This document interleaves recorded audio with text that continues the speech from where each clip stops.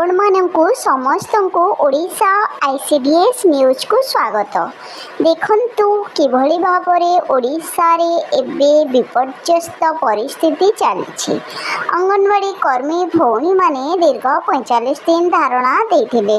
दीर्घ 45 दिन धारणा परे सरकार सेमानंकु प्रतिश्रुति देले सेमानंकर दरमा बढ़िबो, किंतु सेमानंक दरमा बढ़िला नाही।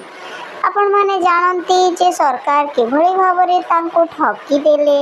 आमे तो निश्चित भाबरे कहि परिबा सरकार से माननको ठकी देले काहेकि ना भौणी माने आपण माने जानती जे सरकार प्रतिश्रुति देले फेब्रुआरी 15 तारिख मध्यरे दरमा बढ़िबो, किंतु एजाए अंगनवाड़ी कर्मी और सहायिका मिनी कर्मी को दरमा बढ़िला नाही किंबा सेमाननको सरकारी कर्मचारी मान्यता मध्य प्रदान करा गला नाही। यह निश्चित भाव गोटे दुखर विषय, गोटे अनुतापर विषय।